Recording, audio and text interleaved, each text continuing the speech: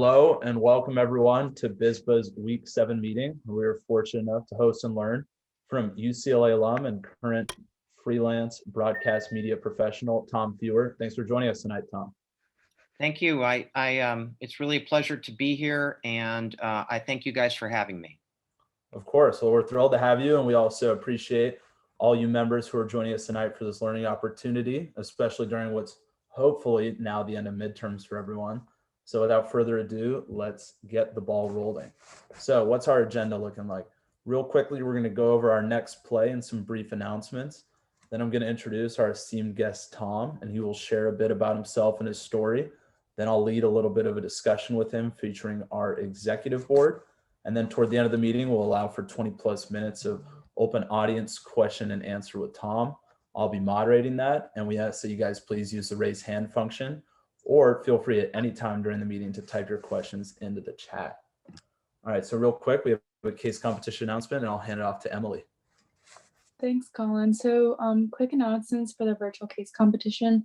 I sent out an email to the teams yesterday, so those competing in it should have gotten it, but the submission is due next week on Tuesday, so it's just a heads up, which includes the written report and the slideshow. And there's a really important change. So instead of the live sales pitch that we were originally doing, we're now doing a pre-recorded submission, and that will be due on Friday at 3 p.m. Pacific. So just a reminder. Thank you. As you guys can see, we got those prizes right there too, and we're excited to see your guys' work. And thank you for that, Emily. Appreciate it. All right, you guys know our attendance policy by now. Just remember, it does influence your chances of field trip participation as we get to open more things up. So definitely keep that in mind. All right, so real quick, final thing before we dive into tonight's meeting, we're excited to share that next week on Wednesday, May 19th, we'll be hosting Jeff Locke, who was a former punter here at UCLA. He's a current financial planning associate. While he was here, he studied economics, and he also played in the NFL for about 6 years for the Minnesota Vikings and for the Colts, Lions, and 49ers. So we are very excited for that next week. But what's most important right now is tonight's meeting with Tom. So who is Tom Feuer? Tom is a current freelance executive producer, commentator, director, and public address announcer and consultant in the broadcast media industry. He is a UCLA alumnus, a 4-time Emmy winner, and has experience at 12 different Olympic Games. Wow, that's just incredible right there. He's also been a producer and announcer at NBC Sports, ESPN, ABC, Turner Sports, which is TNT and TBS, and CBS Sports. And he continues to work with them as a freelancer today. He's also a former professor of practice at ASU's Cronkite School of Mass Communications and Journalism, where he initiated the nation's first ever student-supported sports production bureau.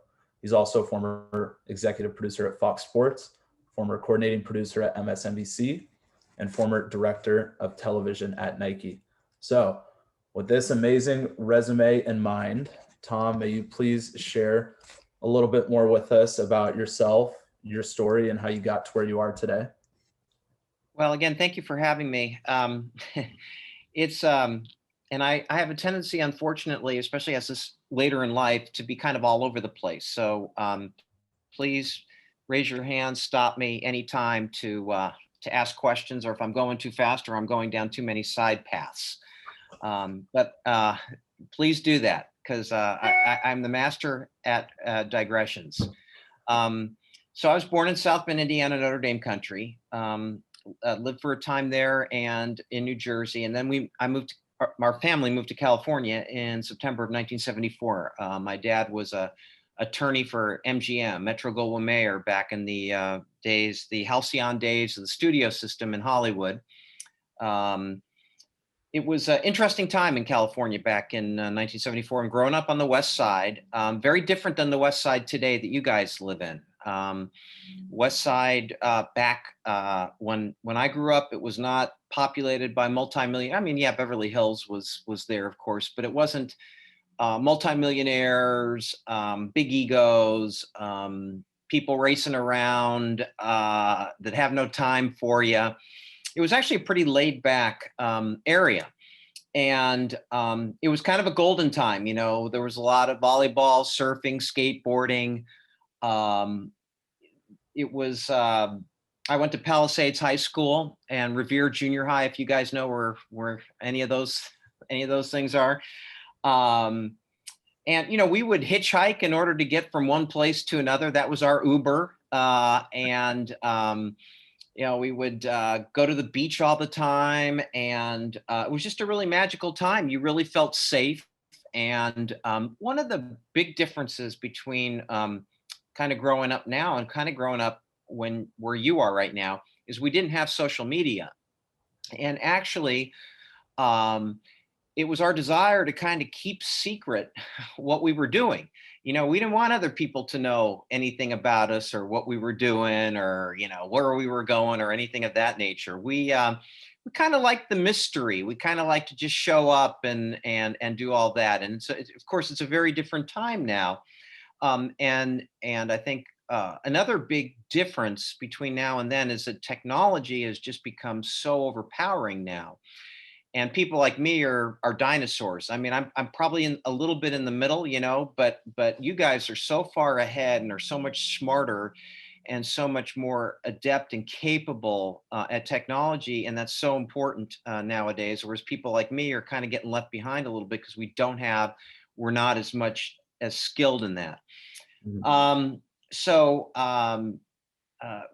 Also, what was kind of really different about back then was that there were only 3 television networks, and you guys, probably a lot of you don't even watch TV anymore. But the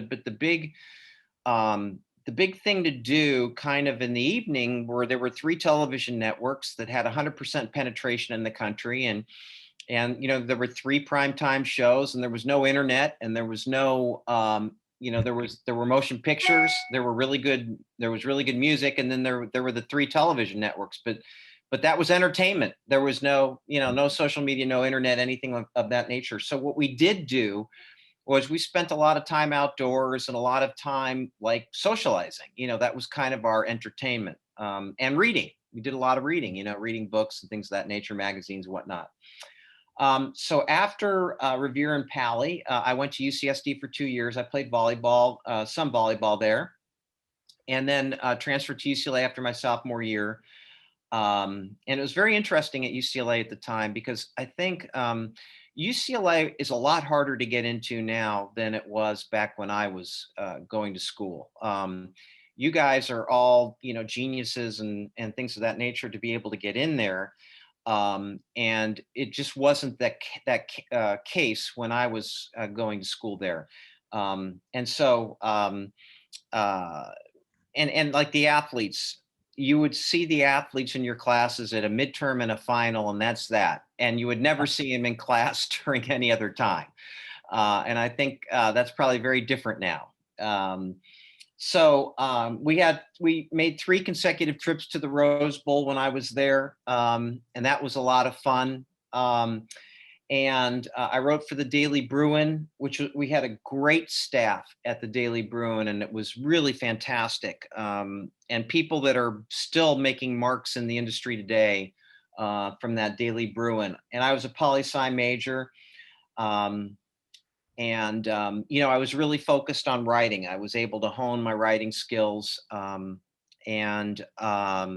was kind of the big thing for me. That kind of gave me a big leg up. The Olympics were in LA in 1984, and I worked on the Olympic organizing committee for a time period. I took a semester off at UCLA to work for the organizing committee.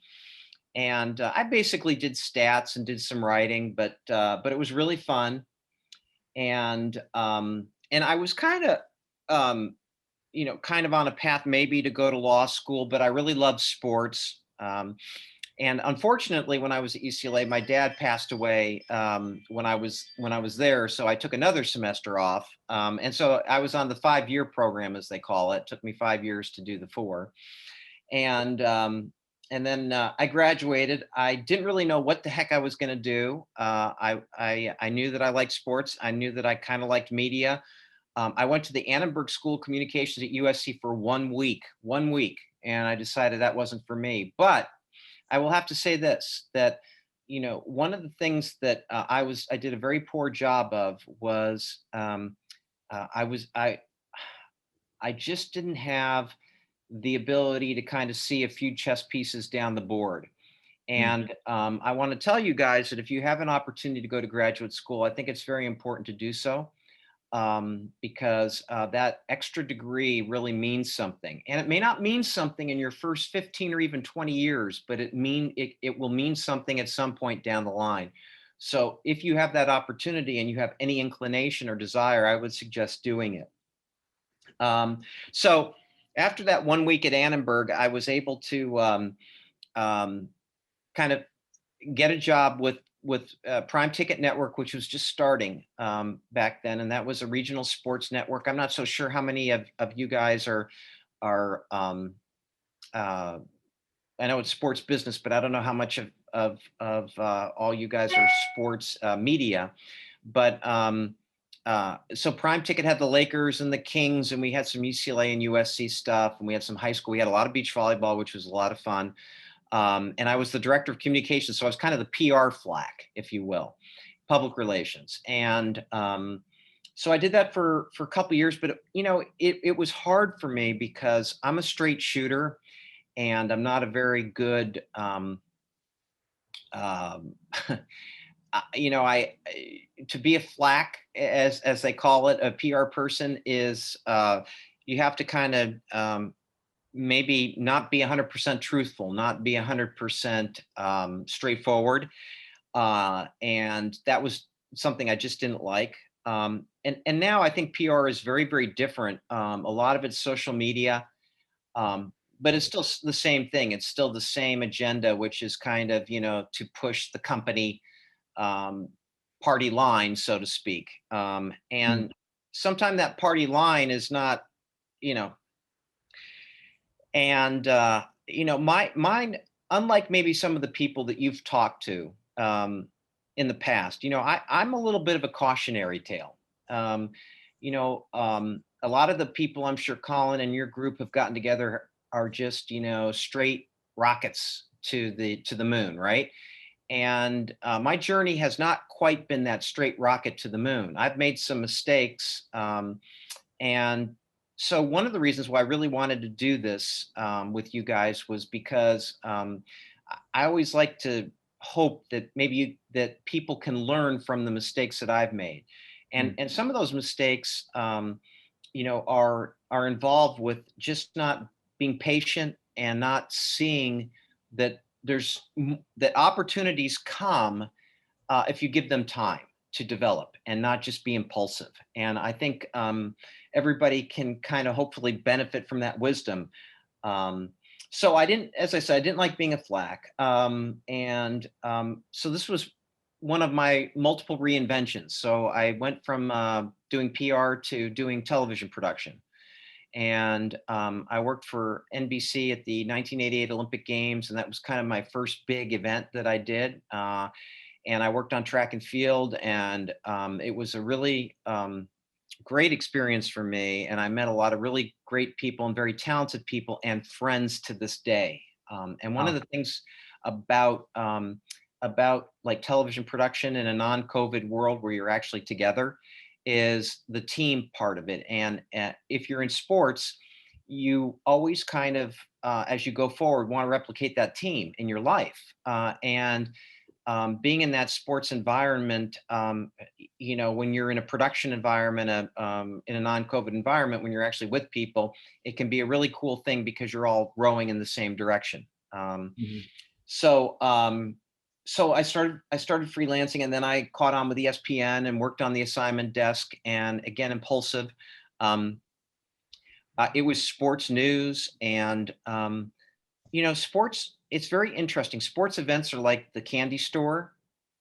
They're really fun to do, and it's great candy. It's great to eat. Sports news is kind of different. It's Deion Sanders getting arrested at the airport on Christmas Eve, and for something, and it's some steroid controversy, or it's some this, or it's some that, and it's more like regular news. The other thing that's really interesting about being in a news environment is how many unhappy people there are in a news environment.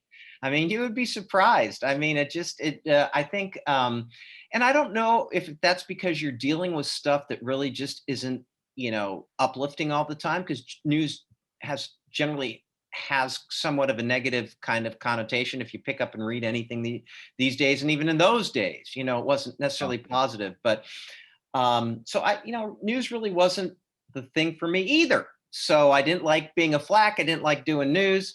So I finally found my footing in production, and I went working at Turner Sports, and I got to do the NBA, and I got to do the NFL, and I got to do Olympic sports, which is my passion and my favorite. And I lived in Atlanta, and I shared an office with Ernie Johnson, who's hosted Inside the NBA, and Craig Sager, who many of you may remember, the late Craig Sager, with his flamboyant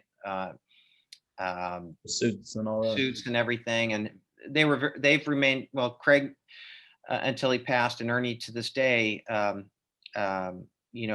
remains a close friend, and so that was great. But one thing about media, especially at the kind of the lower levels, is it doesn't pay very well. And so when I had a chance to kind of triple my salary, no, it was over double, and a chance to move back to the West Coast, I took that opportunity, and that's what led me to Nike.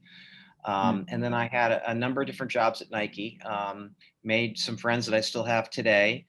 But I miss not, and I would freelance a lot. I still did Olympics, and I still did some other things in addition to working full time at Nike. And it was a really good experience. And there again, patience. I was working. I did a number of different jobs, and the last job I had was working for a kind of a group called Nike Sports Entertainment, and it was Nike's foray into doing events and broadcasting events. And it was the best job I ever had, the funnest job I ever had, but it wasn't Nike's core. And so it got whittled away and eventually dropped. And I left just, at that moment. I wasn't pushed out. I could have stayed. I just didn't feel like I really had a home. And then that's when the internet boom was going on, the first internet boom. And so I took a job with a company called Quokka right there in the heart of San Francisco, and they did the Olympics in consultation with NBC. So it was kind of an old media NBC with a new media, this company called Quokka. And that was another fantastic experience that I had, working with a lot of really talented young people. And we put together what I feel is the most creative stuff that I'd ever done. And people in the industry still talk about it. There was an article in Sportico not too long ago about Quokka and the trailblazing efforts that we had. And the alumni have gone on to big, really big things. And then I got back into traditional media after that, and I worked as an executive producer at Fox Sports Northwest, and then back at Fox Sports West and Prime Ticket, where it kind of all started back in the mid 1980s. I was back again in 2005, and then I stayed there till 2014. And when I left, my contract was not renewed, and we had lost the Lakers to Time Warner Cable Sportsnet. We had lost the Dodgers to, whatever they're calling themselves, but the same company, Spectrum, Time Warner. We'd lost UCLA and USC to the Pac-12 network. We'd lost a lot of Chivas and Galaxy and everything like that. And it just wasn't as much fun anymore. And being a manager is an interesting thing. It's very challenging being a manager in the current environment. I think that leading a team on a project is a much more gratifying, at least it was for me, than leading a team on a day-to-day, being their manager and their boss kind of thing. Yeah. And also, look, there's a generational difference. I grew up at a time when people were politically incorrect. In production trucks, they would swear, they would be sexist. In some production trucks, they'd throw things at you. And it's just a very, very different world. nowadays, and a better one, by the way, for that matter, in terms of all that stuff. But sometimes, the adaptability to change to the new circumstances can be a challenge.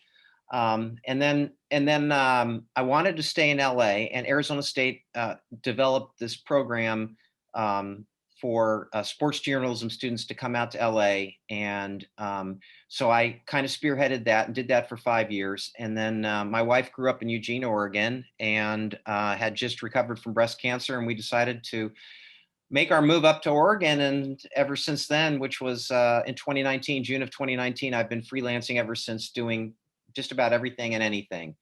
I think it's a very long meandering way of saying that you can change your path. I've reinvented myself a few different times. And I'd like to think that I still have one more reinvention coming. And I think it's important to be open to reinventing yourself. And I think nowadays, with the abilities that you guys have technologically, you can reinvent yourself so much easier than it is for somebody like myself. So that's one thing that I'd really like to get across. But the other thing, and I think it's really important. There's two other things. One is when back in the day, what was really valued was if somebody was really smart and could really get stuff done, no matter what, right? Bruised feelings didn't matter. If you ran over people, it didn't matter. If you were successful in either making your numbers financially, or if you were extremely creative, people would put up with your behavior, and I think it's different today in that way. And that's for the most part good. But what I do feel is different is that you do not see, other than a Elon Musk or somebody. It's very rare to see a maverick out there that's really that's not afraid. Not afraid to say what's on his mind, not afraid to go your own path, and not be afraid to confront criticism. And there's something to be said for that trailblazing methodology, which you don't see as much anymore. I don't know if I'm making much sense, because to any of you, but I think that's what's missing. Back when I was involved in the business, you had these larger than life personalities, Craig Sager being one of them. And those people really enriched your lives because they were one of a kind, and they were very unique. And it's important, I think, to nurture that kind of talent out there, and at all levels. And you go into corporate America now, and it just seems as if everybody is, or most people are very afraid. Most people are extremely defensive rather than offensive in their approach to business, and it's a very, very different world. And I think there were certainly some excesses involved in the past with some of these personalities, but I think there's been something lost as well. Yeah, no, absolutely. Thank you so much for that introduction. That was honestly really informative. I have a full page of notes already, which I really appreciate. And I like you're sharing about the cautionary tale and all that. And so with all that stuff in mind, I'm just going to ask one question, and then we'll open it up to everyone who would like to ask any questions. Obviously, I have some more if we want to hit those, but I just want to let all our members know that. So my question kind of is, considering you worked for the Daily Bruin, we have a few members of our club and our executive board, like our vice president, Paul Diamantopoulos, and our communications manager, newsletter editor, Nico Edgar, who are a part of that. And so I'm just kind of curious, how do you think your experience in that translated into your commentary work? And like any advice maybe you could share for people like that who are interested in entering kind of that commentary field? Yeah, sure.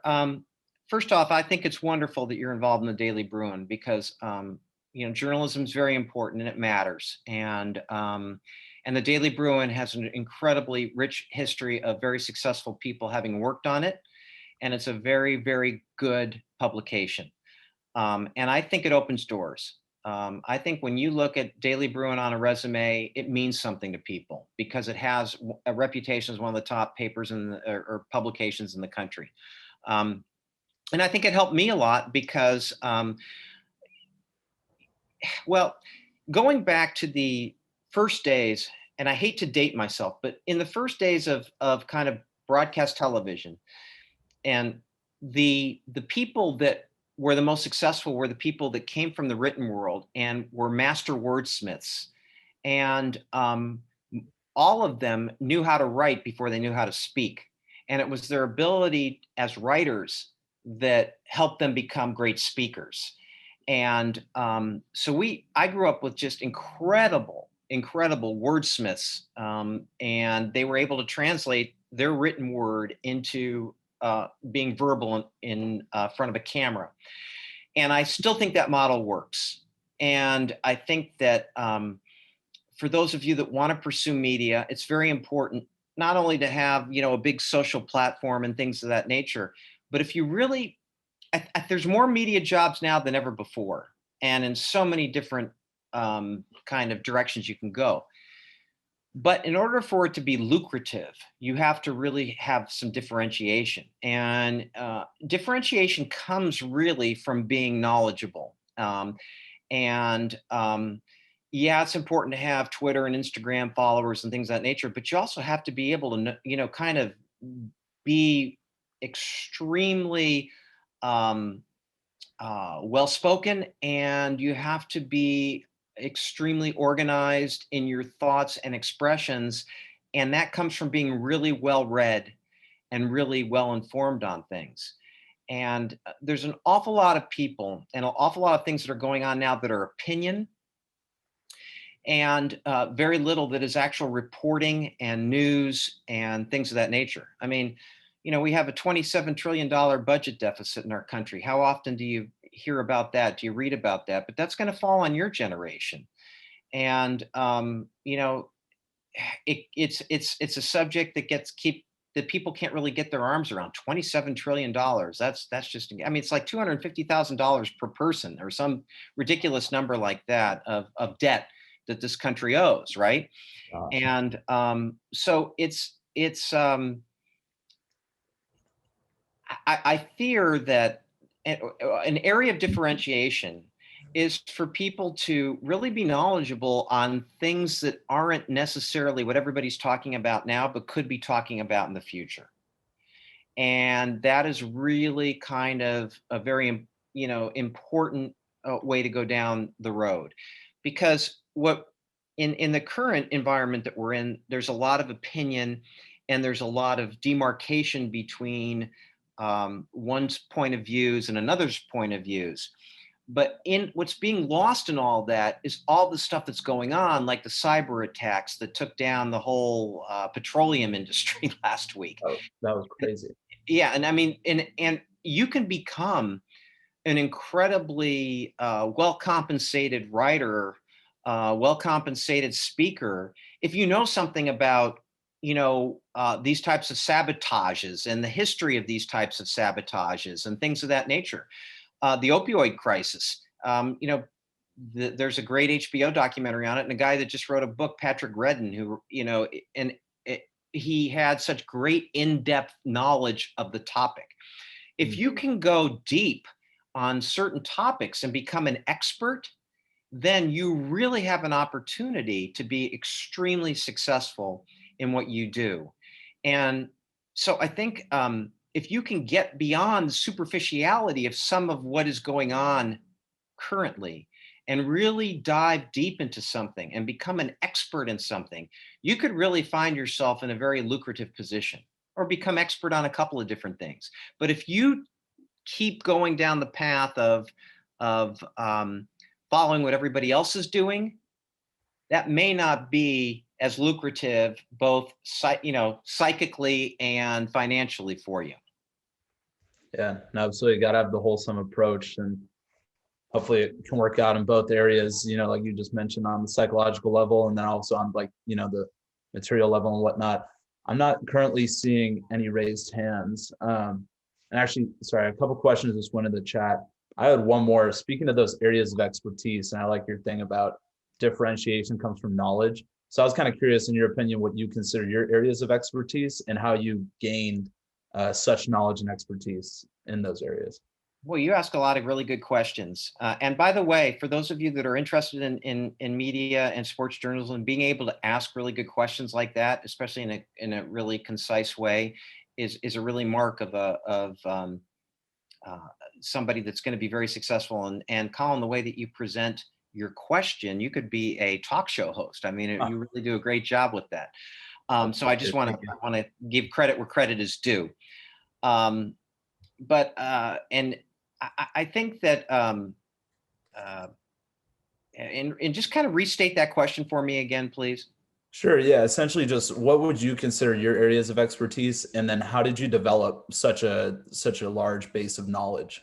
Okay, so I think the big thing for me was what was I passionate about, and you have to go back to the time frame that I grew up. You know, I had some passions, sports being one, TV being another, but I was a big track and field fan. And Christina, I'm sure you'll appreciate this. The UCLA USC dual meet 2 years in a row in 1975 and 1970, maybe it was 75 and 77 at Drake Stadium, 15,000 people. You couldn't stuff another person in the stadium watching a UCLA USC dual meet. And so I became a big track and field fan. And I became a big volleyball fan because I love those sports. I love playing those sports. I wasn't very good.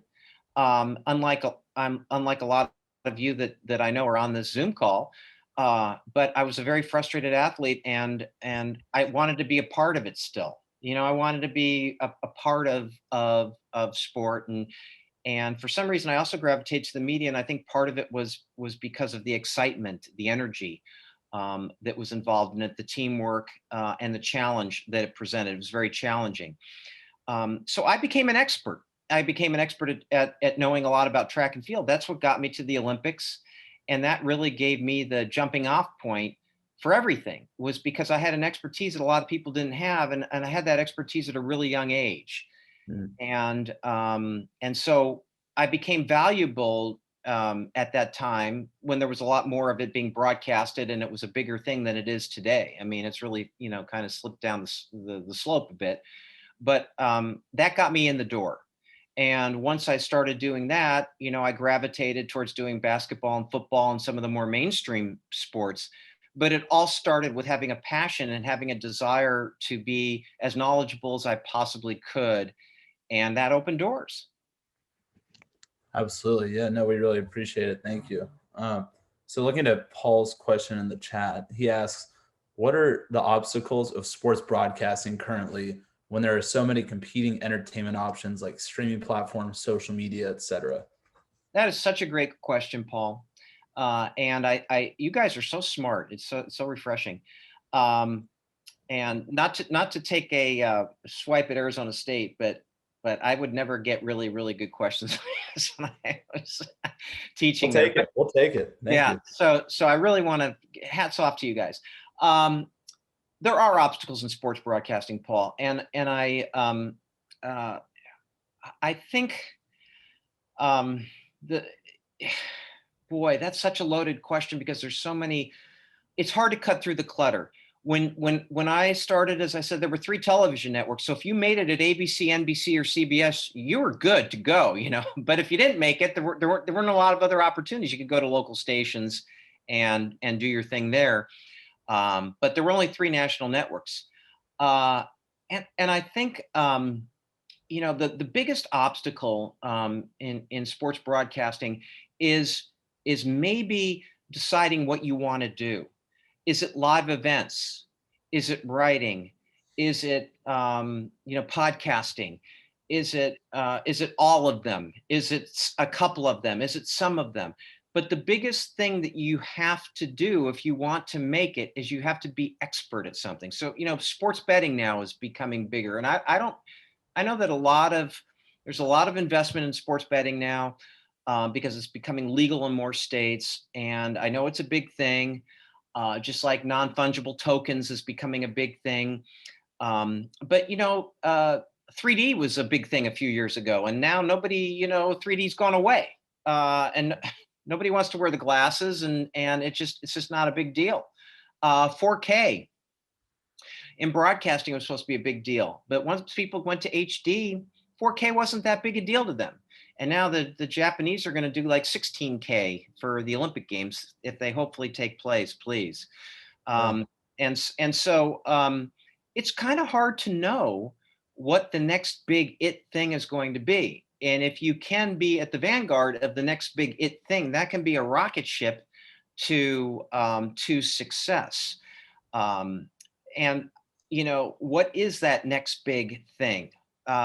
If you are, if look at Mel Kiper, he didn't play football, but he became an expert on the draft, and he became an expert on these players, and he made a brand for himself. Adam Schefter and Gene Wojciechowski and all these guys became experts. But here's the biggest problem in sports and being an expert like that. Back when I was growing up, we didn't have cell phones and we didn't have things of that nature. You weren't on 365, 24/7. And the biggest problem is maybe to become one of those types of people, to be successful, you have to be on all the time. And where is that separation, and where is your life? It's a big question for your generation. It's a huge question. It's a very important question, because I have found that many in your generation are actually putting your life first, and not going to the extremes that some people in my generation and ones after me did. And I think that's incredibly smart and incredibly healthy, because work can be an incredible heartbreak. And I've lived it. And it's just so important to have a balanced life, and to get anything out of me. And it is that, please put your life first, because it can be business and sports, and all of this stuff can really, really be heartbreaking. And if you have a good foundation, you can bounce back from any of those things. You're obviously smart, and you guys are obviously talented. You will bounce back from anything. But if you get consumed by your work, it can have really deleterious effects for you down the road. Wow. Yeah, no, that is definitely some great wisdom. Thank you for sharing that. And also, deleterious, that is a word I'm going to have to look up after this. That's Colin, that brings up a really good point. The usage of the word deleterious. If you go back and read books from years and years ago, you will find that people back in those days, or even singers, if you listen to Joni Mitchell songs, or maybe you guys don't know Joni Mitchell, but any of the singer songwriters of the 70s, they use words that you just don't hear anymore. And as we've gotten smart, as we've had more information out there with the internet, and as more stuff is available, we have actually become, in many ways, dumber, especially in the use of language. We don't use words like deleterious or things of that nature, like we did back in the day. That wouldn't even raise an eyebrow to, Wow. To use the word deleterious in a conversation. So that's something that's a concern to me. Yeah, hopefully we can start to address that and improve our vocabulary. That's honestly the first time in my life I've heard that word, but I like it. So Jamel asks, how do you deal with imposter syndrome in an industry full of stars, both among your fellow broadcasters and those you interview or do pieces on or any projects with? That's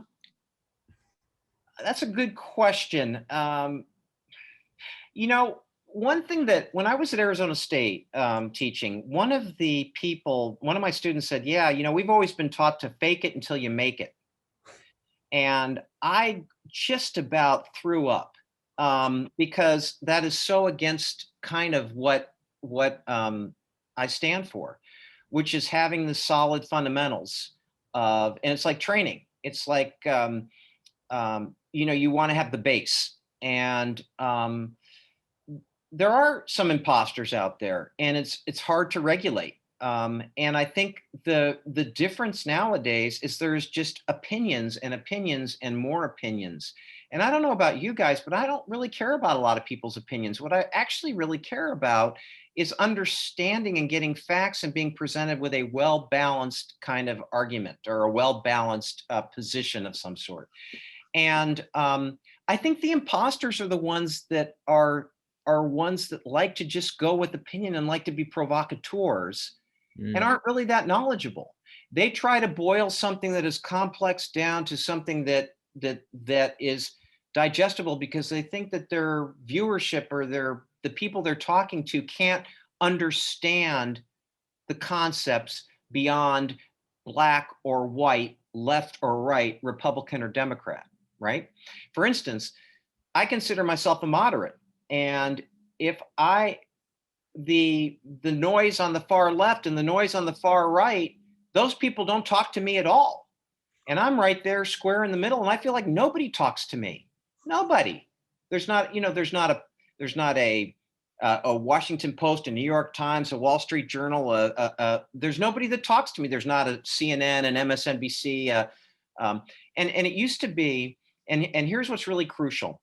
We used to have a shared thing in this country. It was called the evening news. And at 6 p.m., ABC, NBC, and CBS would have an evening news program, and everybody watched one of the three. Okay, so everybody, and was it biased? Not really.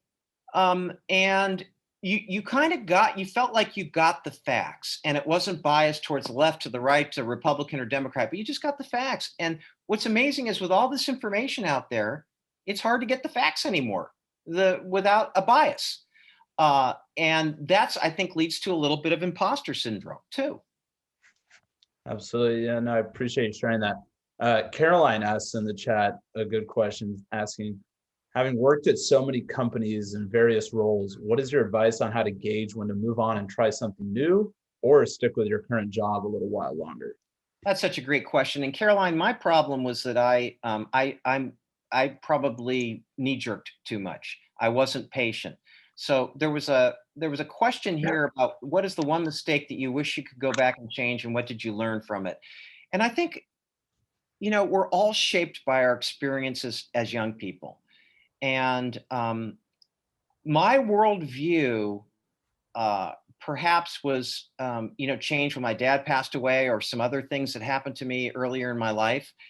And my worldview was always that, well, nothing's going to change, that if I'm in this job, I'm not going to have another opportunity. I always felt like there was this finality to whatever I was doing, and that nothing would change. So if I was at a company, let's say I was at Nike, and I should have just stayed there. Yeah, the internet thing was enticing, but here I am back in Oregon again. I should have just stayed there and continued on. And hey, if they got rid of me, they got rid of me. But instead of leaving, I should have stayed. And maybe I would have created an opportunity for myself that would have been more fulfilling than what I ended up with. So I think, I really admire, Caroline, the people that stick with what they're doing and gut it out, because I didn't. I ran. And I think to a large degree, that was a mistake. At the same time, if you've given it enough time, and you have to determine how much time is enough time, then you have to make that decision to go. And you're going to hear this cliche from me, and you're going to hear it from a lot of other people too. If you decide to leave something, it's always better to have something to go to, as opposed to not. But it's such a great question. And then I wanted to go back to Jamil's question about how do you balance your work, family life, and an industry job that requires you to travel relatively often. Let me tell you my trip to College Station, which is where I am right now. Started at the Eugene Airport I think I got there at 11:30. My flight was supposed to go to Dallas and then I'm supposed to fly from Dallas to College Station. Well, my flight to Dallas was delayed. And then before I got off the plane, my flight to College Station was canceled. So I got off the plane, they canceled my flight to Dallas, and now I had to find a new flight, which on a different airline went from Eugene to San Francisco, from San Francisco to Houston, and then I had to have a driver take me from Houston to College Station, got in at 2:30 in the morning.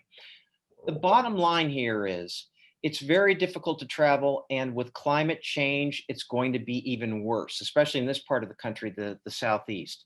I fear deeply with climate change that a lot of the things that we take for granted may be severely impacted. For instance, in Southern California, guys, I don't ever remember it being humid when I grew up. It's humid on some days. I mean, it can really get humid in Southern California on some days, and it's hotter, much hotter than it ever was when I was growing up. I mean, yeah, we'd have some Santa Ana wind days, but it has really, really changed a lot over the last few years. And I think climate change is going to have a dramatic effect upon travel. And getting back to your work life, family life balance. So back in the day, if you were a newspaper reporter or you were a television person, all you did was that one thing. You wrote it one story a day for the newspaper and you were done. In television, you did your event or you did your whatever, your show. Now you got to do your podcast. Now you got to do a written summary of your interview. You've got to do this, you got to do that. There's so many things that are being required of you as a multimedia journalist. And I applaud you guys to be able to do it, because that's a lot of stuff. And the question is, if you're doing so much, do you have time to think? And that's really the question that I think fundamentally underlies everything today. When you are reacting to Slack and you are reacting to text messages and you're reacting to Twitter and you're reacting to Instagram and you're reacting to this and that, do you have time to sit there and think? Because when you have time to sit there and think, that's when creativity happens. That's when the germination, when you're around people and you just put all the devices away and spitball, as we used to call it, and have time to think and have time to just not react to everything in front of you. And it's the same thing when you're doing this work, which requires you to podcast and write and do your on camera and this and that and the other thing. It's requiring you to do a lot of stuff, but it doesn't allow you to really think. And the thinking part of it is where you find trends. The thinking part of it is where you see connections between things. The thinking part of it is when you come up with a new idea. But it's very hard to do that when you're reacting all the time. Wow. Yeah, I really like that thought. That's pretty deep about, just how much can actually get done when you take a pause, look around, kind of like the Ferris Bueller quote. If you don't stop and look around every once in a while, life's going to pass you by. It really is. And I fear that the technology, while it has many of its good aspects to it, it is impeding and halting the ability to really take time to think about what you're doing, where you're going, and how you're approaching certain things. Yeah, definitely increasing that mindfulness, hopefully, could be really helpful for a lot of people. So just a couple more questions as we approach 7 o'clock our time, and I would assume 9 or something over there. For those who want to get into like the sports broadcasting and television production industry, what is like a piece of, say, like actionable advice that you would recommend they do in preparation for trying to enter the industry? Maybe something along the lines of daily brewing or their own work or something like that. Like, what are some actionable items you would recommend? Okay, so I think there are a few of them. Internships are the single most important thing any of you can do. There are so many studies that show if you do an internship, the chance to get hired at that company is significantly greater. And that is a true thing. And I lived it in my days at Fox and things of that nature. So even if the internship is, I mean, I think Carissa Thompson, who was a broadcaster for Fox, she started out as an executive secretary or something, but she had talent and people saw it and she got a chance and everything like that. But when you're an executive secretary, you can go out and in your spare time, go out and shoot. And if you're nice to the cameraman and nice to the other announcer that, the announcer that's there, they'll put you on camera and they'll give you some tips and things of that nature.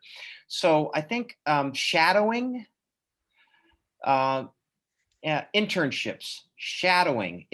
People love it when you shadow them. I mean, it makes them feel good too. Hey, I'm important enough that somebody wants to shadow me in my job. And I think it's those two things, shadowing and internships are really important. The other thing that is crucially important for all of you guys and is the differentiation part of the equation. Like even now, if somebody does something nice for me, I write them a handwritten thank you note, and you probably are all laughing at me, but something that differentiates yourself, that makes you just a little bit different in your approach to certain things, I think is an actionable item. So if you do people will do informational interviews with you, and you don't have to take them out to lunch, take them out to coffee. And what will be a 5 or, when you say, hey, I just need 10 minutes of your time, we'll turn it into 30 or 45. But don't ask anybody to lunch because nobody has time, and don't ask them to dinner and don't ask them to breakfast. Ask them to coffee, because people always have time, even if they don't drink coffee. I don't drink coffee, but they understand what that means.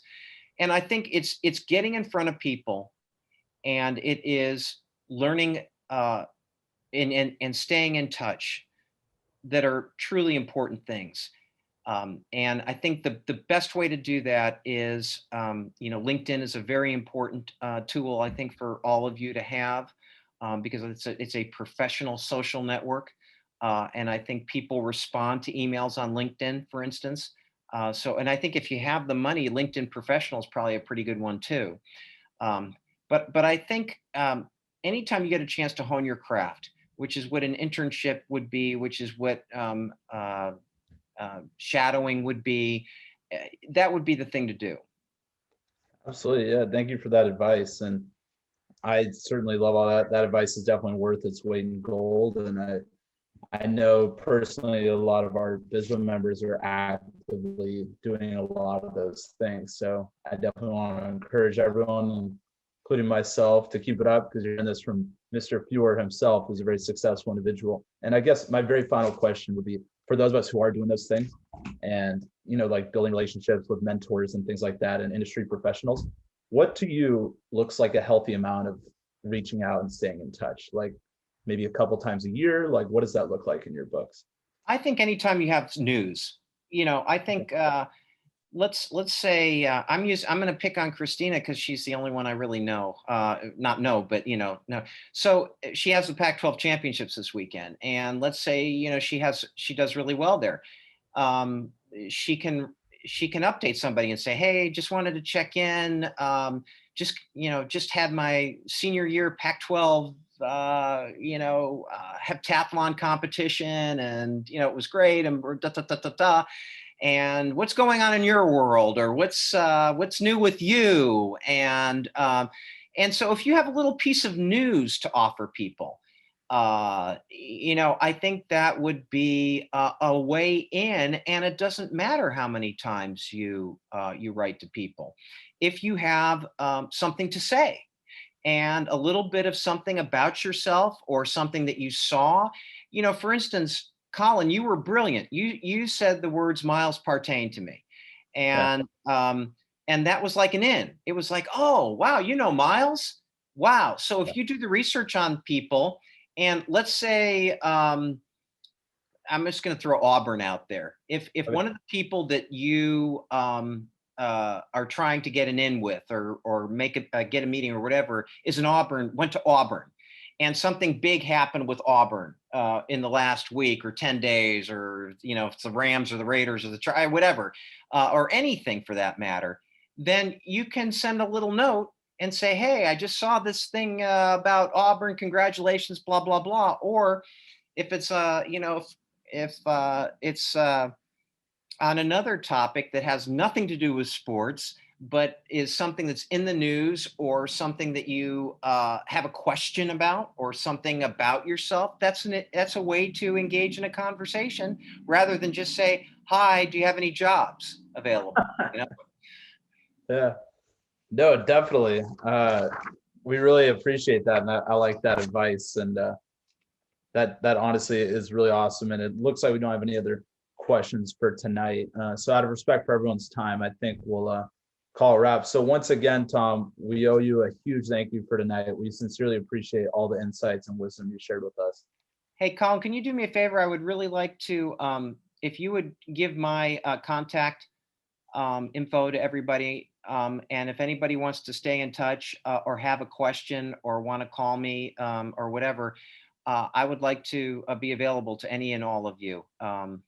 I have great feelings about UCLA, and I would like to help anybody that you're associated with. This seems like a great group, and you're a great leader, Colin, and I appreciate the opportunity to speak. And I'm going to pick on Christina again. I wish you the best of luck this week and at the Pac-12s, and to all of you, I wish you nothing but the best. And if I can help in any way, please let me know.